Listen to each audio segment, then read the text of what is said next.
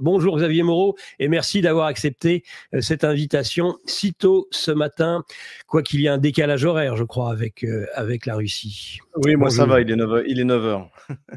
Ça va. Oh, il n'y a que 2 heures. Hein. Bon.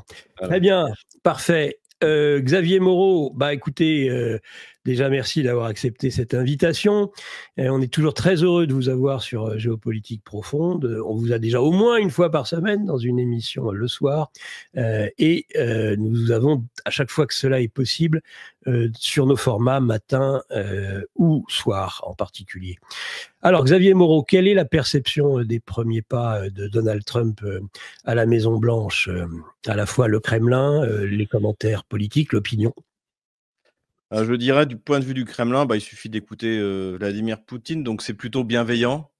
Bienveillance mais fermeté. C'est-à-dire que, hier Vladimir Poutine donc, a fait s'est adressé au Conseil de sécurité, nationale par vidéoconférence et il a dit qu'il faut bien que Donald Trump comprenne que nous, ce qu'on veut, c'est une paix durable, c'est-à-dire un traité de paix. Et c'est pour ça que faut bien faire la différence. Je l'ai fait, déjà sur Géopolitique Profonde, mais c'est-à-dire entre le début des négociations qui peuvent démarrer demain, si Trump le souhaite. Ils peuvent démarrer entre Moscou et Paris, entre Moscou et Washington, puisque Kiev ne peut pas négocier, puisque Zelensky en 2022 a pris 2 décrets, un décret qui l'empêche de négocier avec Poutine et un décret qui l'empêche de négocier sur un abandon du territoire, y compris la Crimée. Donc en fait, il ne peut pas négocier. Donc en fait, finalement, ce qui va se passer, c'est que Moscou est déjà, à mon avis, d'ailleurs déjà en train de négocier avec Washington. Donc ça peut démarrer maintenant. Après, il y a le cessez-le-feu, ce que voudrait Trump. Et ça, les conditions, elles ont été clairement posées par Vladimir Poutine en juin de l'année dernière, c'est-à-dire que l'Ukraine doit retirer son armée des territoires russes, des nouveaux territoires russes, c'est-à-dire rendre la ville de Kherson, que les Russes ont occupée pendant quelques mois en 2022, donner la ville de Zaporozhye, que les Russes n'ont jamais occupée, et puis restituer Slaviansk et Kramatorsk, qui ont été pris par Kiev à la République populaire de Donetsk en 2014. Donc voilà, et à partir de là, on pourra aller, effectivement, les négociations continueront pour aller vers un traité de paix qui soit définitif et qui exigera, ça aussi c'est les conditions de Vladimir Poutine, c'est-à-dire démilitarisation, dénazification, c'est-à-dire la fin des persécutions des populations russes et des russophones, et retrait de toutes les sanctions. Ça fait aussi partie des exigences de Vladimir Poutine. Et à partir de ce moment-là, effectivement, là, on aura un traité de paix. Mais c'est un processus qui va durer longtemps. La question, c'est est-ce que Trump va être capable de lancer ce processus dans les 2 mois qui viennent? Parce que sinon, et il y a eu un article assez intéressant qui a été publié il y a, je crois que c'était hier, par Steve Bannon, qui a dit à peu près la même chose. Il a dit il ne faut pas que l'Ukraine devienne le Vietnam de Trump, comme le Vietnam a été le problème de Nixon. En fait, Nixon a récupéré une guerre qu'il n'avait pas lancée, qui était lancée par son prédécesseur, Johnson, et il a dû liquider cette affaire de guerre du Vietnam et porter sur lui l'échec, puisque c'est un échec, le Vietnam. Et de la même manière que l'Ukraine sera un échec pour l'administration américaine. Donc, pour que Trump porte le minimum possible, et c'est ce que je lui souhaite, cet échec, il faut qu'il liquide l'affaire maintenant. Même si après, évidemment, le temps de mettre en place un traité, mais il faut qu'il y ait des négociations qui démarrent maintenant entre Moscou et Washington, et puis que Trump fasse quelques annonces significatives du genre soit une baisse drastique, voire la fin de l'aide à l'armée kievienne. Si les États-Unis arrêtent d'aider l'armée kievienne, c'est la fin. C'est terminé. Donc, c'est pas Emmanuel Macron qui va permettre à Zelensky de s'en sortir.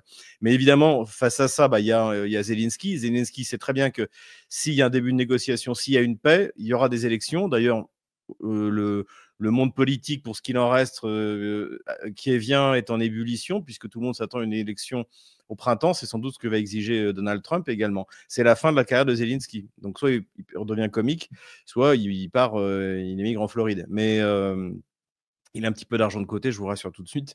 Donc, c'est un peu ça là où on en est. Et donc, il y a ça, Vladimir Poutine en a conscience que ça va être compliqué pour Trump de le faire. Le signe positif que je vois, moi, c'est ce qui s'est passé en Israël. C'est-à-dire que Netanyahou s'est pris un coup de pression comme je pense, il s'en était pas pris depuis le début de sa vie, quoi, tout simplement.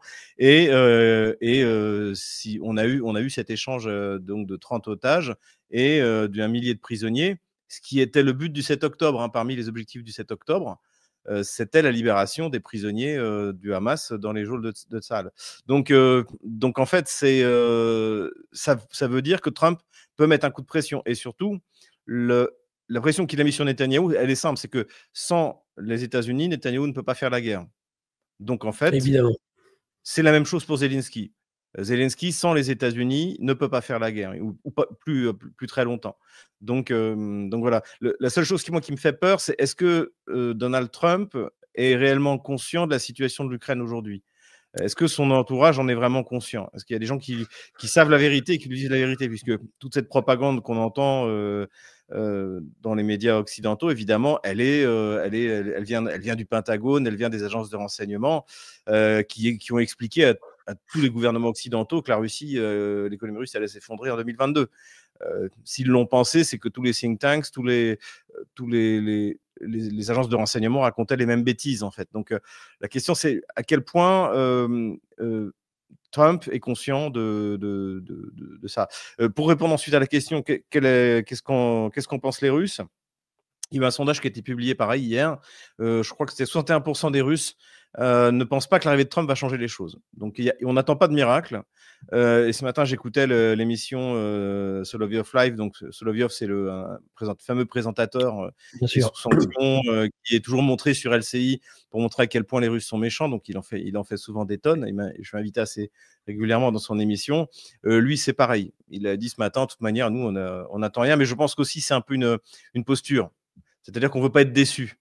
Donc, on va dire qu'en fait, on n'attend rien, mais en espérant le meilleur, en fait. Et le meilleur n'est pas exclu. Encore une fois, je vois ce qui s'est passé avec Netanyahou, je me dis que tout est possible, en fait. Avec Trump, tout est possible. Et ce qui est clair, ce qui est positif par rapport à son adresse d'hier, c'est qu'il a pas parlé du conflit. Il a parlé une seule fois du conflit israélo-palestinien pour se féliciter, parce que c'est vrai que c'est grâce à lui, hein, de la libération des otages. Donc ça, c'était. Mais le reste, en fait, c'était de la politique intérieure. Et si jamais il veut pouvoir faire ce qu'il veut faire à l'intérieur, il faut qu'il se débarrasse de l'héritage belliqueux des démocrates, du clan Biden. Et Obama, Clinton, hein, c'est la même clique de toute manière. Donc ça, c'est maintenant ou jamais. Si jamais il le fait maintenant, je dirais, ce sera quoi qu'il arrive une défaite des États-Unis, mais à la limite, ils en ont eu d'autres. Hein. Il y a eu l'Afghanistan. Ce sera moins dramatique que l'Afghanistan du point de vue visuel. Il ne va pas y avoir un hélicoptère qui va décoller de l'ambassade des États-Unis j'allais dire à Kaboul, à Kiev. donc il peut se permettre de liquider cette affaire-là. Il ne s'en portera que mieux, les États-Unis aussi. S'il attend trop, ce sera aussi sa défaite. Et ça, je ne lui souhaite pas, parce que la défaite de Kiev, elle est actée. Donc, mais je pense que c'est pour ça qu'on a en gros un délai de 2 mois. Et on va savoir, je pense, même dans les jours, hein, dans les semaines au plus long, ce que veut faire exactement Trump et s'il est bien conscient de la situation militaire sur le terrain. Je pense que c'est ça qui est essentiel. C'est-à-dire qu'on est, l'armée ukrainienne, pour l'instant, est en déroute. Alors peut-être qu'elle a préparé une contre-offensive quelque part. Faut pas les sous-estimer le temps, notamment. Mais pour l'instant, c'est la dernière ligne de défense sérieuse qui était dans le Donbass, tout est en train de s'écrouler partout. Donc voilà, faut que Trump est conscient que plus il attendra, plus le territoire ukrainien, de ce qui restera de l'Ukraine, va se réduire comme une peau de chagrin. Xavier Moreau, on peut en effet se poser la question. D'un côté, il y a, on le sait, des proches de Robert Kennedy Jr., Jeffrey Sachs, qui peuvent lui donner des informations, plus quelques généraux, je pense, qui sont aussi qui ont l'oreille de Trump et qui peuvent l'avertir de la situation. C'est probablement moins le cas du secrétaire d'État Marco Rubio qui, à mon avis, va découvrir ces dossiers plus qu'autre chose. C'est un politique, bien sûr, plutôt qu'un fin diplomate. Il va devoir apprendre son métier. Trump disait ce matin, en tout cas ce matin pour nous, qu'il espérait que la Russie allait accepter la main tendue de la paix parce que sinon Vladimir Poutine était en train finalement de détruire son pays. Ça donne peut-être une indication sur le fait qu'il n'a pas obligatoirement la vision si claire que ça de la situation à l'est de l'Europe. Oui, ben oui, non, Poutine n'est pas en train de détruire son pays. Moi, je regardais ça, j'ai fait un peu le bilan de l'année 2024. En fait, tous les grands projets d'infrastructure, tous les ce qu'on appelle les projets nationaux ici, continuent au rythme initial. Il y en a même d'autres qui ont été lancés, les trains à grande vitesse. Il y a des projets qui ont pris du retard comme, le remplacement des importations, par la construction d'une flotte d'avions civils, hein, les MS-21, Superjet New, mais ils vont y arriver. Il y a un peu de retard, mais c'est pas critique. Donc, comme je le dis souvent, je pense qu'une des raisons pour lesquelles il y a eu l'opération militaire spéciale, c'était aussi les sanctions. Poutine savait qu'il avait, et ça, c'était très bien dit par Todd, hein, Emmanuel Todd, récemment dans l'interview qu'il a donnée sur Populaire Média, la chaîne de Georgi Kuzmanovic. Ça a été très bien expliqué par Todd, c'est-à-dire que les sanctions lui ont permis d'avoir une politique protectionniste que les Russes n'auraient pas admis en dehors de ça. Pourquoi se priver puisqu'on est le pays le plus riche du monde, d'importer, pourquoi se forcer à le produire alors qu'on pourrait l'importer? Mais les sanctions ont permis à la Russie d'avoir cette politique isolationniste qui a donné d'excellents résultats depuis 2014, en fait. Donc là aussi, bon, après, Trump fait des déclarations, c'est un homme d'affaires, c'est un fonceur, c'est un développeur, il construit des tours, donc il peut raconter tout et n'importe quoi. Mais la question, voilà, la question qui se pose, c'est est-ce qu'il le croit vraiment? Et ça, dans ce cas, ça va poser un problème. Est-ce que son entourage le croit? Et là, ça va poser un problème. Ou est-ce qu'il a en fait réellement conscience de la puissance de l'économie russe, qui est devenue la 4e économie mondiale, hein, avec très peu d'endettement. Là, je regardais les chiffres, le fonds du bien-être national est toujours au même niveau. Donc même le fait de prendre une partie pour compenser le budget ne l'a pas baissé. Les réserves de change sont toujours au-dessus de 600 milliards de dollars. Donc en fait, tous les fondamentaux de la Russie sont excellents. Ça ferait rêver le gouvernement français, si vous voulez. Et c'est un pays qui envoie d'hyper-industrialisation, qui se robotise parce qu'il y a une pénurie de main-d'œuvre. Donc, ils essaient de faire un bond en avant un peu comme ce qu'on voit en Chine, hein.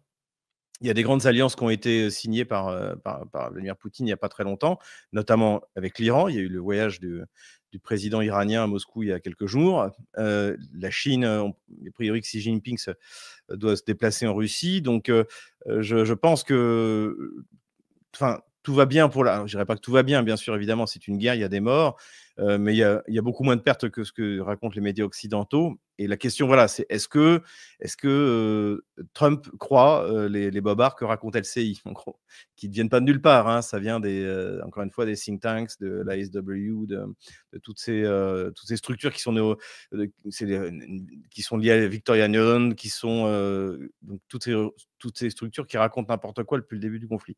Voilà. Mais bon, encore une fois, je pense que contrairement à son premier mandat, Trump a su s'entourer, et il y aura bien quelques personnes autour de lui qui vont lui donner les informations. Et puis après, il y aura aussi il va parler à Poutine. Donc, je pense que Poutine, lui, va être à la recherche de ce contact excellent qu'il avait avec Trump. On se souvient quand il lui donne le ballon de la Coupe du Monde de 2018.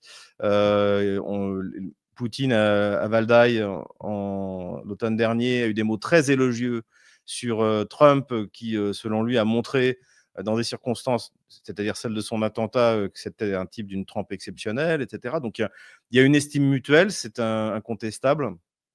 Et est-ce que la question, c'est ça, il faut qu'il se rende compte, il faut qu'il parle, il faut que Poutine ait un peu ce que Poutine avait essayé d'expliquer à Emmanuel Macron avant le conflit, c'est-à-dire on se souvient de la conversation qui malheureusement avait été publiée, qui avait humilié la diplomatie française pour la première fois de cette manière-là en 1500 ans d'histoire, je pense.